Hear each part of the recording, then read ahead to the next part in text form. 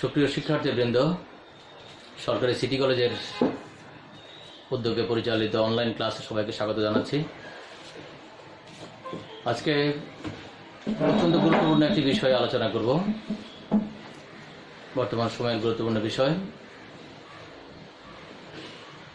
আসলে আমরা শুরুতে যে বিষয়টি একটু বলতে হয় সেটা হলো, আমরা সাধারণত শ্রেণীকক্ষে ক্লাস নিতে অভ্যস্ত। শিক্ষার্থীরা তোমরা সামনে থাকো, নানা বিষয়ে ইন্টারাকশন হয় এবং প্রাসঙ্গিক নানা বিষয় নিয়ে ক্লাসটা অনেক সতেজ এবং প্রাণবন্ত হয়ে ওঠে। কিন্তু এরকম দুর্যোগের কারণেই মূলত এরকম একটা অনলাইন ক্লাসের আমাদেরকে শুরু করতে হচ্ছে। তো যাই হোক, আমরা আজকে কথা না বাড়িয়ে ক্লাস শুরু করি। বর্তমান সময়ের অত্যন্ত গুরুত্বপূর্ণ একটি বিষয় আজকে আমরা আলোচনায় আনার চেষ্টা করছি আমি। সেটি হলো অর্থনীতির দ্বিতীয় পত্রের 7ম অধ্যায় এবং আমাদের বিষয়ের নাম হলো মুদ্রাস্ফীতি বা ইনফ্লেশন।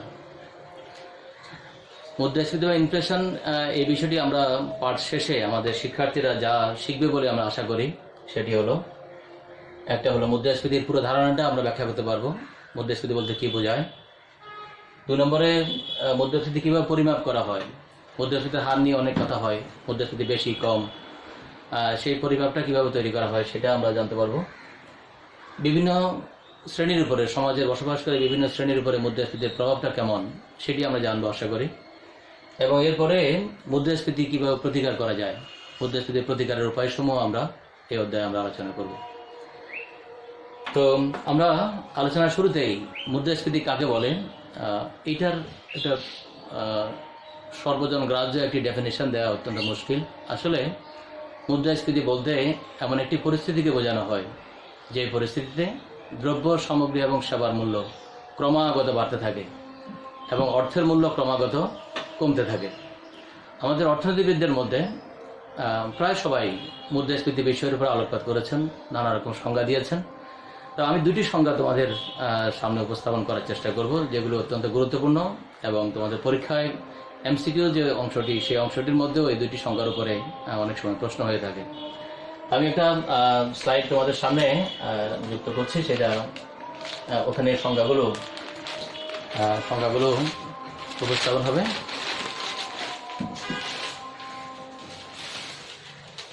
মুদ্রাস্ফীতির অনেকগুলো সংজ্ঞার মধ্যে 2টি সংজ্ঞা মূলত তোমাদের কি আমি আলোচনায় আনার চেষ্টা করব।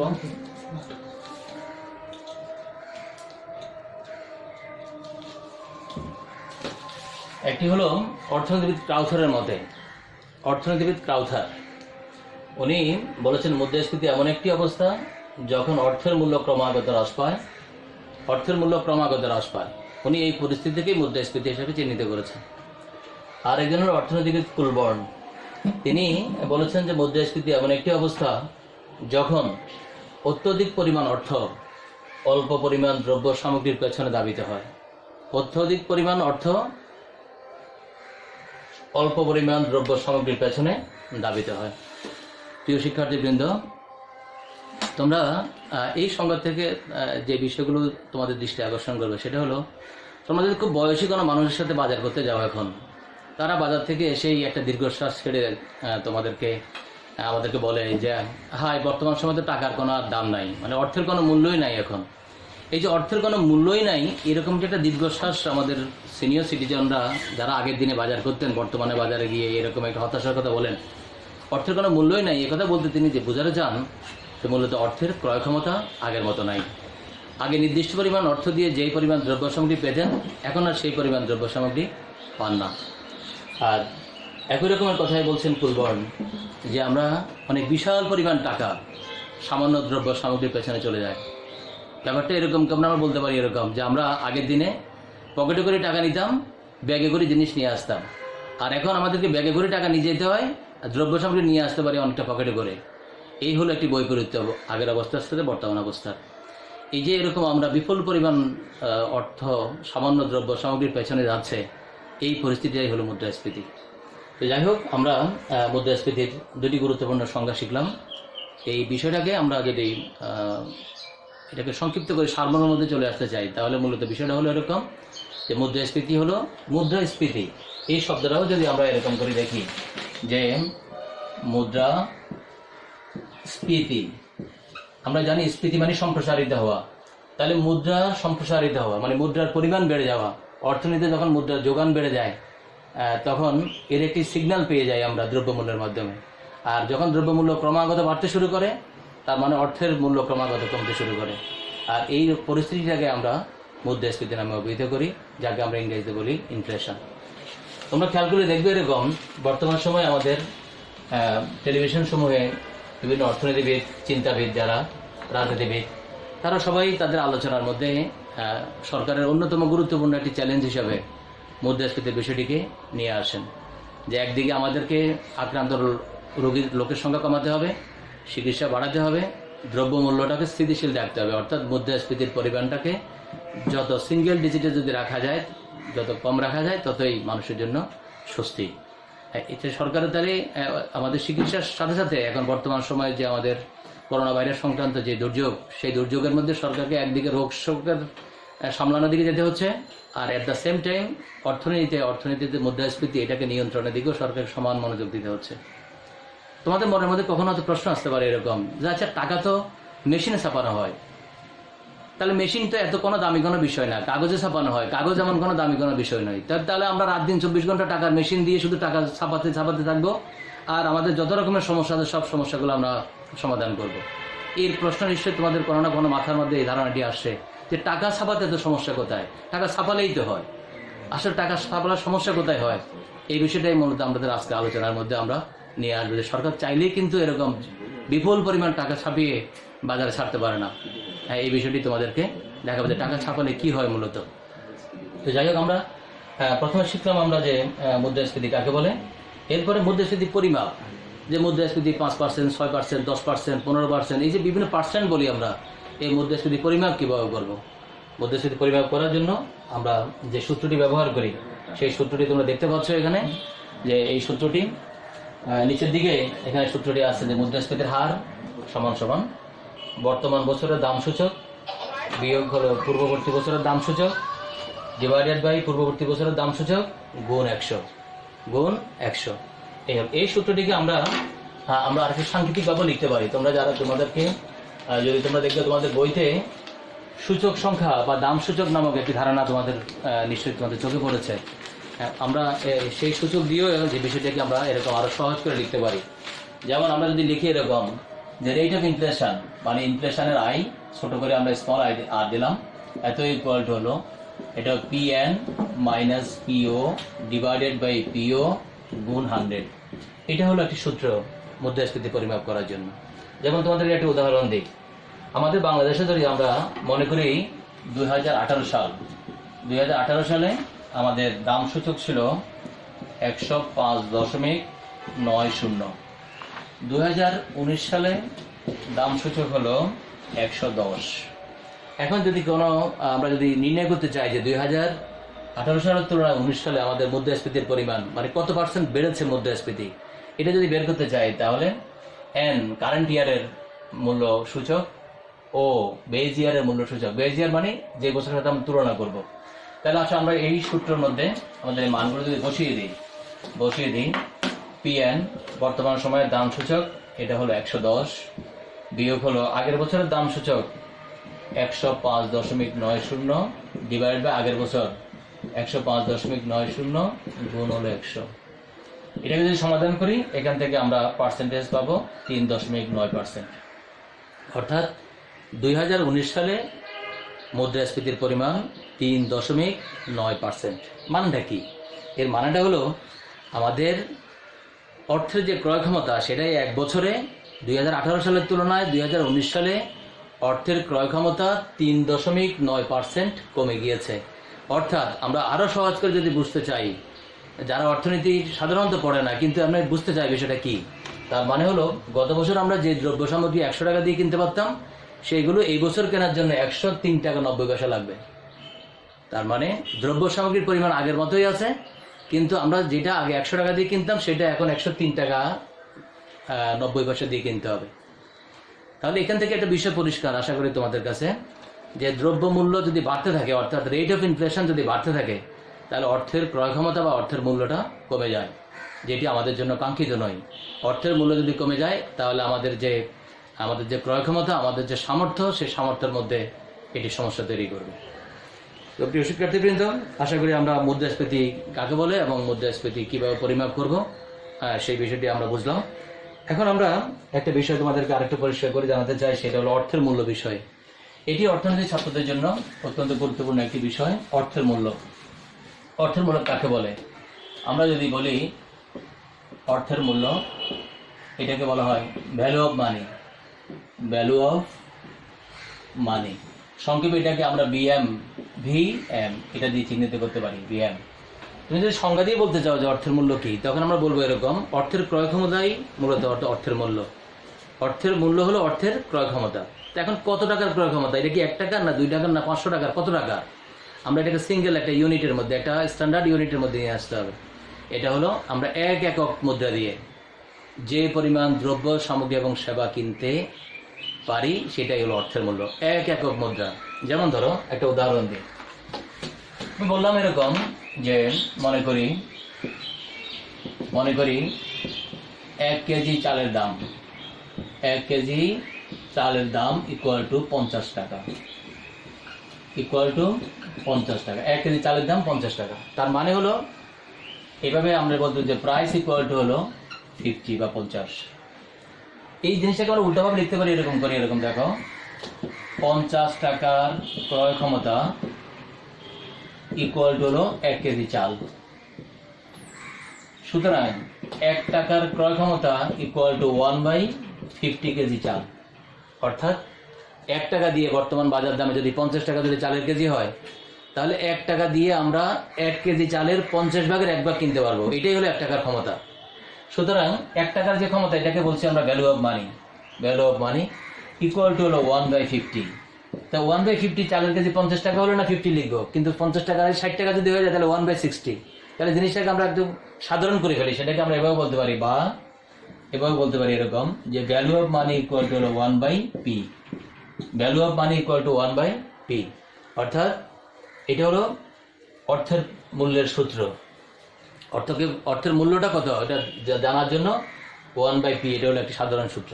এখন দেখো এবার যে আমাদের দ্রব্যমূল্য বাড়লে যে অর্থের মূল্য কমে যায়, অর্থের মূল্য কমে যায় সেটা এরকম একটা খেয়াল করে দেখো। এরকম আমি এখানে লিখলাম এমন করে, এটা মনে করি প্রাইস, এটা হলো ভ্যালু অফ মানি।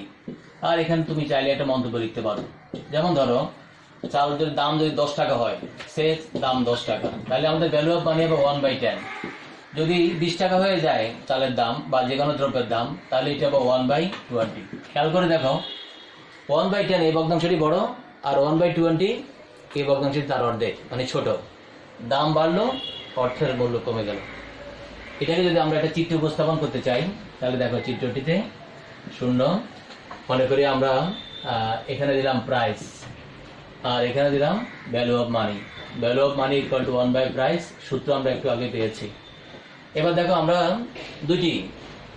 দাম দুইটি, একটা হলো 10, একটা 20। আমরা তো গ্রাফ করি, মনে করি এখানে হলো 10 আর এখানে হলো 20। আর 1/10 এটা অনেক বড়, মনে করি এটা 1/10, আর এটার অর্ধেকের মধ্যে হলো 1/20। অর্থাৎ একটা যদি 10 ভাগ করি, এই ইউনিটটাকে 10 ভাগ করলে আমরা এখানে পর্যন্ত পাবো, আর 20 ভাগ করলে তার অর্ধেক পাবো। সুতরাং এটা এখানে। এবার দেখো, যখন প্রাইস 10 টাকা, তখন অর্থের মূল্য 1/10। আমরা গ্রাফ করলে এখানে একটা বিন্দু পাবো, এটা মনে করি এটা এই বিন্দু। আর যদি দাম 20 টাকা হয়ে যায়, তাহলে এটা এখানে আসবে, এটা মনে করি বি বিন্দু। আর এই বিন্দু আর বি বিন্দুকে যদি আমরা সংযোগ করি একটা রেখা দিয়ে, তাহলে এই যে রেখাটা নিম্নগামী রেখাটা পেলাম, এই রেখাটাই হলো আমাদের value of money equal to 1/প্রাইস। আশা করি বিষয়টি পরিষ্কার যে আমাদের অর্থের যে মূল্য রেখা, সেটা হলো বাম থেকে ডান দিকে নিম্নগামী রেখা। তোমরা এবং এইটুকু আমরা সবসময় জানবো যে যখনই দাম স্তর বেড়ে যেতে থাকবে, তখন অর্থের মূল্য কমতে থাকবে। অর্থের মূল্যের সাথে দ্রব্যমূল্যের সম্পর্ক বিপরীতমুখী। সুতরাং সবসময় মূল্য স্তরকে কমিয়ে রাখা আমাদের জন্য একটি বড় চ্যালেঞ্জ। দ্রব্যমূল্য কম থাকলে আমাদের অর্থের ক্রয় ক্ষমতা বা অর্থের মূল্যটা বেশি থাকবে। যাই হোক, আমরা এরপরে আলোচনায় আসবো যে মুদ্রাস্ফীতির প্রকারভেদ, যে কত রকমের মুদ্রাস্ফীতি আছে, তারপরে মুদ্রাস্ফীতির প্রভাবগুলো কেমন, অর্থাৎ আমাদের জীবনে মুদ্রাস্ফীতি কী ধরনের প্রভাব রাখে, আমি তোমাদের সামনে আরেকটা বোর্ড উপস্থাপন করতে চাই, সেটা হলো মুদ্রাস্ফীতির প্রকারভেদ এবং বলতে গিয়ে প্রকারভেদ এবং মুদ্রাস্ফীতির কারণগুলো বলতে গিয়ে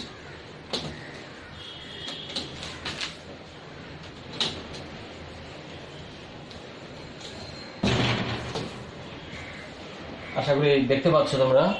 আমাদের আসলে এখানে নানা রকমের সংকট। শ্রেণীকক্ষে তোমাদের সাথে যখন আমরা কথা বলি তখন তোমরা সামনে থাকো, ইন্টারাকশন হয়, দেখা না গেলে একটু সামনে এগিয়ে আসো, আমাদেরকে বলো একটু বড় করে লেখার জন্য। এখানে এই বিষয়টির সুযোগটা নাই, যেহেতু এটি আমরা একমুখী। আমি শুধু বলছি, তোমরা শুনছো। আমি শব্দগুলো বলবো, আশা করি তোমরা দেখতে পারবো। এখানে মুদ্রাস্ফীতির কারণ, নানা রকমের কারণ আছে। তোমরা পাঠ্য বইতে খুললেই দেখবে যে এরকম মুদ্রাস্ফীতির নানা ধরনের কারণ। এর মধ্যে আমি সামান্য তোমাদেরকে 5-6টি কারণের উপরে তোমাদের আলোকপাত করবো, যেগুলো প্রাসঙ্গিক, অত্যন্ত গুরুত্বপূর্ণ। একটা হলো চাহিদা বৃদ্ধিজনিত মুদ্রাস্ফীতি, চাহিদা বৃদ্ধিজনিত মুদ্রাস্ফীতি, ব্যয় বৃদ্ধিজনিত মুদ্রাস্ফীতি। এই দুটি সবচেয়ে গুরুত্বপূর্ণ। তোমাদের যে উদ্দীপকগুলো পরীক্ষায় আসবে সেগুলোতে এই দুটির উপরেই মূলত ফোকাস করা হয় বেশি করে।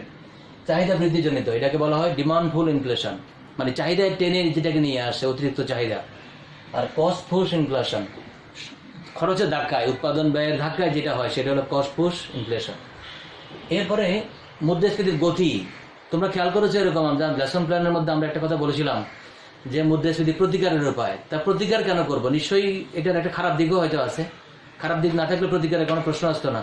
তা আমরা সেই জন্য মুদ্রাস্ফীতির গতিভিত্তিক যে মুদ্রাস্ফীতিগুলো আছে 4 ধরনের, সেটা নিয়ে তোমাদের উপর একটা আলোকপাত করবো। একটা হলো মৃদু মুদ্রাস্ফীতি, এটাকে বলা হয় ক্রিপিং ইনফ্লেশন। ক্রিপিং, পিঁপড়ে হাঁটার মতো যে গতিটা, সেটা। পদসঞ্চারী, হাঁটার গতি, ওয়াকিং ইনফ্লেশন। এরপরে হলো দাবমান মুদ্রাস্ফীতি, রানিং ইনফ্লেশন। এরপরে হলো উল্লম্পন মুদ্রাস্ফীতি, হাইপার ইনফ্লেশন। হাইপার টেনশনের নাম শুনেছ? টেনশন বেশি হয়ে গেলে হাইপার টেনশন, এটা হাইপার ইনফ্লেশন, যেটা মুদ্রাস্ফীতির পরিমাণ অত্যধিক হয়ে যাওয়া। আমি এই কয়টির উপর তোমাদের বেশি করে কথা বলতে চাই। একটা হলো চাহিদা বৃদ্ধিজনিত, আর একটা হলো ব্যয় বৃদ্ধিজনিত। এই দুটি গুরুত্বপূর্ণ। একটা হলো নানা কারণে আমাদের জীবনের চাহিদা বাড়ে।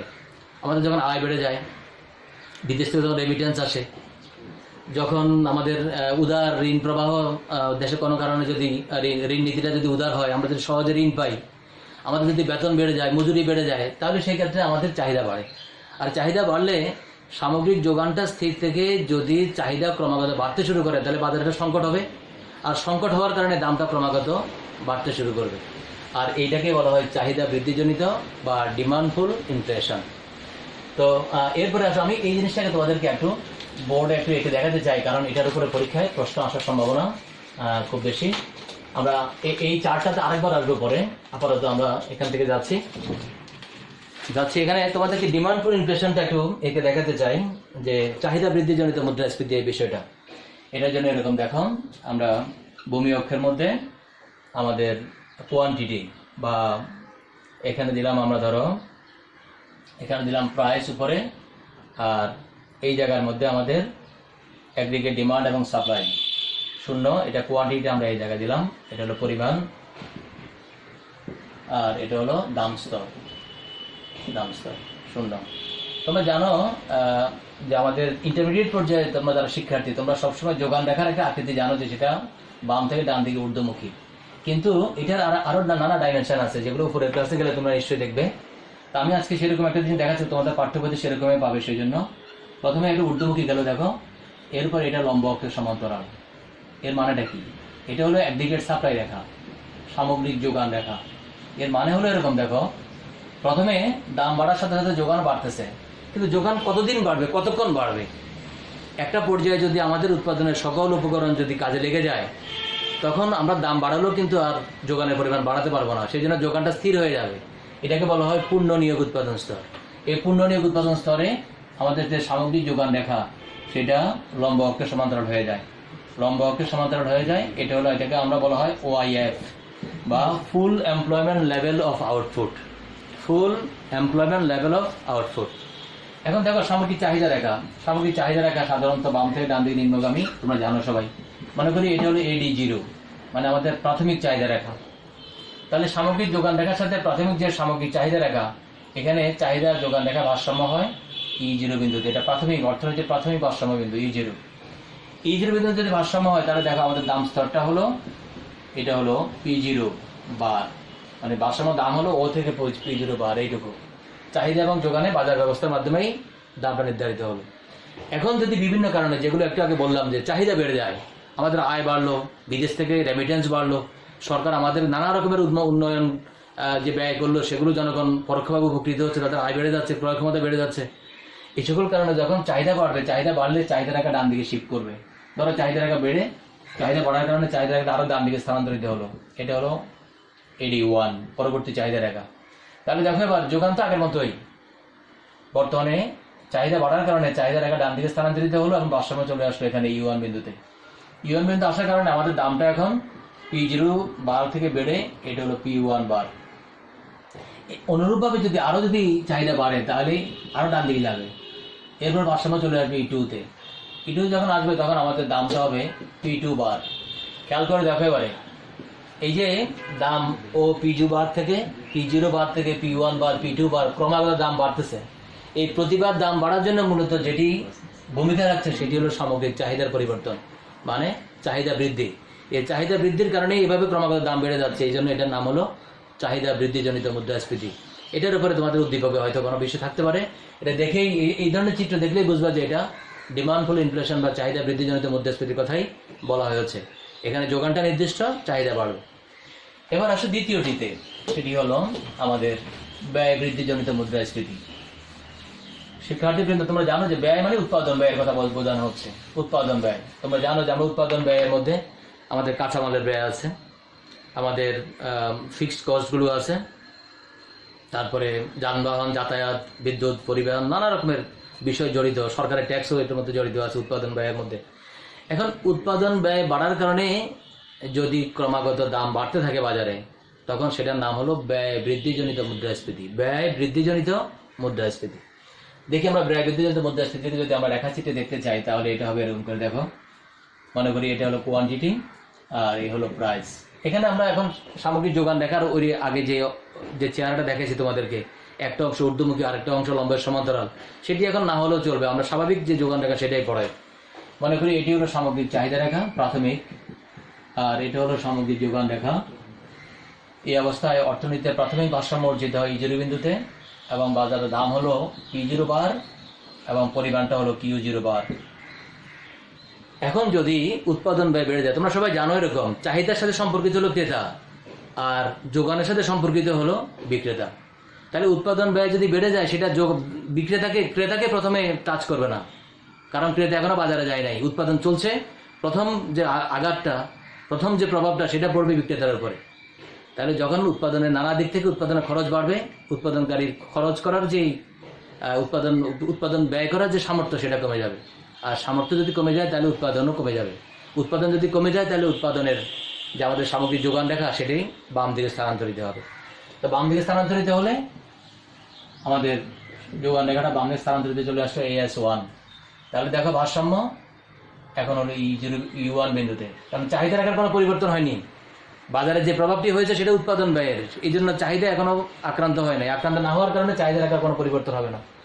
যোগান রেখা প্রথমে ছিল AS0, এরপরে হলো বাম দিকে স্থানান্তরিত হয়ে এটা AS1। ভারসাম্য চলে আসলো U1-এ। U1-এ ভারসাম্য আসার কারণে দামটা হয়ে গেল P1, আর আমাদের পরিমাণটা হলো, বিক্রয়ের পরিমাণটা হলো Q1 বার। দেখতে পাচ্ছ এখানে আমাদের ভারসাম্য দাম P0 বার থেকে বেড়ে P1 বারে চলে গেছে। এই যে বাজার দাম বেড়ে গেল, এটা হলো মূলত উৎপাদন ব্যয় বাড়ার কারণে যোগানটা সংকুচিত হয়েছে। যোগান সংকুচিত হওয়ার কারণে বাজারে একটি সংকট হয়েছে, আর এই সংকট হওয়ার কারণে দামটা বেড়ে গিয়েছে। এটার নাম হলো উৎপাদন ব্যয় বৃদ্ধিজনিত মুদ্রাস্ফীতি। ঠিক আছে, আমরা এরপরে তোমাদেরকে চারটা যে গতিভিত্তিক মুদ্রাস্ফীতির কথা বললাম, এগুলো গুরুত্বপূর্ণ মূলত এই কারণে যে মৃদু, এটা হলো ক্রিপিং ইনফ্লেশন।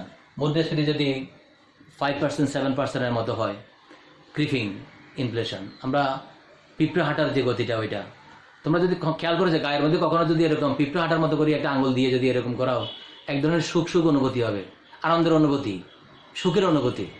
মৃদু মুদ্রাস্ফীতির পরিমাণটা যদি কম থাকে। এরপরে মুদ্রাস্ফীতি যদি আরেকটু বাড়তে থাকে, রানিং হাঁটা শুরু করেছে, গতি আর একটু বেড়েছে, মানে পার্সেন্টেজ 10% থেকে বেড়ে 15-20% হয়ে গেল। এরপরে রানিংয়ের পরে ওয়াকিংয়ের পরে রানিং ইনফ্লেশন, দাবমান দৌড়ানো শুরু করলাম, গতি আরও বাড়লো, ধরো 50%-এর উপরে হয়ে গেল মুদ্রাস্ফীতি। এরপরে হাইপার ইনফ্লেশন, মানে লাফিয়ে লাফিয়ে দাম বাড়া।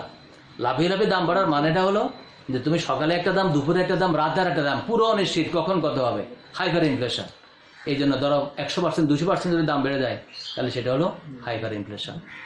আমরা কিছুক্ষণ পরে আমাদের যে আলোচনা, সেই আলোচনার মধ্যে আমরা মুদ্রাস্ফীতির যে ইয়েগুলো, মানে প্রভাবগুলো, সেই প্রভাবগুলো যখন আলোচনা করব তখন দেখবো যে মুদ্রাস্ফীতি অর্থনীতির জন্য কীরকম কল্যাণ বয়ে আনে কিনা, সেই বিষয়টা একটু পরে আলোচনায় আসবো। তোমাদেরকে এখন আমি মূলত আগের স্লাইডটাতে ফেরত যাই, যেখানে মুদ্রাস্ফীতির কতগুলো প্রকারভেদ তোমাদের দৃষ্টি আকর্ষণ করব। প্রকারভেদগুলো নানা রকমের প্রকারভেদ আছে, আমি এখানে জাস্ট বেশি বেশি করে যেগুলো আলোচিত এরকম কয়েকটা প্রকারভেদ তোমাদের আলোচনা করার চেষ্টা করব অল্প কয়েকটি। সেটা হলো কি কারণে হয়, কারণের কোনো শেষ নাই, নানা কারণে মুদ্রাস্ফীতি ঘটে। এর বলতে মূলত আমরা যে কয়টি নিয়ে তোমাদের সামনে কথা বলবো সেগুলো হলো, একটা হলো প্রথমে অর্থের যোগান বৃদ্ধি। তোমাদের শুরুতেই আমরা বলেছি এরকম মুদ্রাস্ফীতি, এই যে কথাটা বলছিলাম যে মুদ্রাস্ফীতি, এটা তো টাকার যে 500 টাকা বা 1000 টাকা নোটের সাইজে বড় হয়ে যাচ্ছে তা না, এটা সেই স্ফীতি না। যে লোহাকে পিটে লোহা বড় হয়ে যাচ্ছে, স্ফীতি হচ্ছে, সেটা সেই স্ফীতি না। এটা হলো কোয়ান্টিটি অফ মানি, বাজারে অর্থের যোগানটা বেড়ে যাচ্ছে। তো অর্থের এই যোগান বৃদ্ধি এটা একটা গুরুত্বপূর্ণ কারণ। যেমন ধরো এই সময় তোমরা যদি পত্রপত্রিকা নিশ্চয়ই সবাই খেয়াল করেছ, আমাদের দেশে এখন এই মুহূর্তে যে করোনা ভাইরাস জনিত যে সংকট তৈরি হচ্ছে, আমাদের উৎপাদন কলকারখানা সব বন্ধ, আমাদের যারা প্রবাসী তাদের সবাই কাজ বন্ধ, যে কোনো সময় চলে আসতে পারে। আমাদের কৃষকরা ঘরে বসে আছে, শ্রমিকরা ঘরে বসে আছে, পুরো কল কারখানা সব স্তব্ধ। এমন সময় মাননীয় প্রধানমন্ত্রী এখন কিছুদিন পরে পরে আমাদের জন্য প্রণোদনা প্যাকেজ ঘোষণা করছেন, এবং এই প্যাকেজের মধ্যে 5,000 কোটি, 10,000 কোটি, 20,000 কোটি, এরকম 1000 কোটি টাকা, মানে পরিমাণটা কখনো 2-4 টাকার কোনো বিষয় না। তার মানে ইতিমধ্যে প্রায় 1,00,000 কোটি টাকার মতো অর্থনীতিতে প্রণোদনা ঘোষণা করা হয়েছে বিভিন্ন সেক্টরের জন্য। এই টাকাগুলো বিভিন্ন সেক্টরকে যদি সতেজ রাখতে হয়, জীবন্ত রাখতে হয়, চলমান রাখতে হয়, স্মুথ রাখতে হয়, তাহলে এগুলো দিতে হবে। এখন এত টাকা হঠাৎ করে আমরা পাবো কোথায়? আমরা তোমরা জানো যে অর্থায়নের নানা উৎস আছে, আভ্যন্তরীণ উৎস আছে, বাহ্যিক উৎস আছে, আন্তর্জাতিক উৎস আছে, নানা জায়গা থেকে আসবে। কিন্তু নানা জায়গা থেকে আসার পরেও তো যদি সংকট যদি আমরা কুলাতে না পারি, তাহলে আমাদেরকে নতুন টাকা ছাপাতে হবে। নতুন টাকা যদি ছাপাই তাহলে অর্থের যোগান বেড়ে যাবে। এটা একটি গুরুত্বপূর্ণ কারণ। অর্থের যোগান বাড়লে মুদ্রাস্ফীতি হবে। যেই পরিমাণ তোমরা ফিশারের আমাদের শিক্ষকরা তোমাদেরকে ফিশারের মুদ্রা তত্ত্বের উপরে ক্লাস দিয়েছেন, আমাদের সম্ভবত শহীদ স্যার তোমাদেরকে ফিশারের একটা থিওরি পড়াইছেন। তোমরা ক্লাস যদি ফলো করে থাকো তাহলে নিশ্চয়ই দেখবে, সেখানে তিনি একটা সমীকরণ পড়াইছেন নিশ্চয়ই তোমাদেরকে, যে অর্থের যোগান যে হারে বাড়ে দ্রব্যমূল্য সে হারে বাড়ে। সুতরাং চাইলেই, কিন্তু প্রথমে যে কথাটা বলছিলাম যে আমরা তো চাইলেই টাকার যোগান বাড়াতে পারি না, এই কারণেই বাড়াতে পারি না, কারণ অর্থের যোগান বাড়লে দ্রব্যমূল্য সে হারে বাড়বে, আর দ্রব্যমূল্য সে হারে বাড়লে সেটি সবার জন্য সুফল বয়ে আনবে না। 2, ঋণের প্রবাহ বা উদার ঋণ নীতি। ঋণটা যদি আমরা সহজেই পাই তাহলে আমরা সবাই ঋণ নেব খরচ করার জন্য, তাতে বাজার উত্তপ্ত হবে, মুদ্রাস্ফীতি ঘটবে। ঘাটতি অর্থায়ন হলো নগদ নোট ছাপিয়ে, যেটা এখন 20-30 হাজার কোটি টাকার অলরেডি আমাদের অর্থনীতিবিদরা সিগন্যাল দিয়েছেন যে আমাদের 30,000 কোটি টাকার মতো নতুন নোট বাজারে প্রচলন করা দরকার। এই টাকাটা নতুন করে ছাপানো হবে কাগজে। এরকম যদি ঘাটতি অর্থায়ন হয় তাহলে সেক্ষেত্রে মুদ্রাস্ফীতি হবে। সামগ্রিক চাহিদা বৃদ্ধি, একটু আগে দেখেছো তোমরা যে চাহিদা বাড়ার কারণে দাম কীভাবে বাড়ে। এরপরে উৎপাদন ব্যয় বৃদ্ধি, সেটাও তোমরা একটু আগে দেখেছ। এরপরে আমরা দেখো বাজারে যদি সংকট হয় আমাদেরকে হয়তো উৎপাদন করতে হবে অথবা আমদানি করতে হবে। কোনো কারণে যদি উৎপাদন এবং আমদানি দুটোই যদি বন্ধ হয়, যেমন এই মুহূর্তে উৎপাদনে বন্ধ, আমাদের আন্তর্জাতিক আমাদের যে যাতায়াত বন্ধ থাকার কারণে আমাদের আমদানিও বন্ধ। সুতরাং বাজারে সংকট হবে, সংকট হলে দাম বাড়বে। এরপরে হলো আমাদের ট্রেড ইউনিয়নের প্রভাব। তোমরা জানো যে ট্রেড ইউনিয়ন নামক একটা বিষয়ের নাম জানো, যারা শ্রমিকদের একটা সংগঠন, তারা অনেক সময় চাপ প্রয়োগ করে মালিক পক্ষের উপরে তাদের মজুরি বাড়ানোর চেষ্টা করে। মজুরি যদি বেড়ে যায় তখন দামও বেরোবে। এরপরে হলো বাজারে কৃত্রিম সংকট। এটি আমাদের ছাত্রছাত্রী যারা তোমরা বাজারে দেখো যে আমাদের সংকটকালীন সময়েও কিন্তু কৃত্রিম নানা সংকট হয়, প্রাকৃতিক সংকটের পাশাপাশি সেখানে সিন্ডিকেট এবং নানা মজুতদারি করে বাজারে কৃত্রিম সংকট তৈরি করে বাজারে দাম বাড়ানোর চেষ্টা করা হয়। পরোক্ষ করের প্রভাব। তোমরা জানো যে সরকারি আয়ের অন্যতম প্রধান উৎস হলো ট্যাক্স। সেই ট্যাক্সটা 2 ধরনের, একটা ডাইরেক্ট, একটা ইনডাইরেক্ট। আমি ইনকাম করে আমার ইনকামের উপর ট্যাক্স দেবো, সেটা ডাইরেক্ট ট্যাক্স। আর আমি যে দ্রব্য, যেমন এই যে কলমটা দিয়ে লিখছি এখন, এই কলমটা বিদেশ থেকে মালয়েশিয়া থেকে আনা হয়েছে। এই কলমটা প্রতিটি কলম দেশে যদি আসতে হয় দামের সাথে 1 টাকা করে সরকারকে ট্যাক্স দিতে হবে। এরকম আমরা যদি ট্যাক্স আরোপ করি দ্রব্য সামগ্রীর বিক্রয়ের উপরে, আমদানির উপরে, তখন দাম বাড়বে। এরপর হলো প্রাকৃতিক দুর্যোগ, জনসংখ্যা বৃদ্ধি ও অর্থনৈতিক অব্যবস্থাপনা। সব কিছু ঠিক আছে, হঠাৎ করে একটা প্রাকৃতিক দুর্যোগ সব লন্ডভন্ড হয়ে গেল, যেটা এখন হচ্ছে। এই কারণে বাজারে সংকট হলে দাম বেড়ে যাবে। জনসংখ্যা যদি বেড়ে যায়, বাড়তি জনসংখ্যার একটা বাড়তি চাহিদা তৈরি হবে, সে কারণে দাম বাড়বে। এবং অর্থনৈতিক অব্যবস্থাপনা, সব কিছুই ঠিক আছে কিন্তু অর্থনৈতিক ব্যবস্থাপনা ঠিক নাই, বাজার মনিটরিং ঠিক নাই, বাজারে মূল্য ঠিক করে দেওয়ার ব্যবস্থা নাই, এটা নাই। এইসব কারণে অর্থনৈতিক অব্যবস্থাপনার কারণেও দাম বাড়বে। এগুলো আমাদের গুরুত্বপূর্ণ কারণ।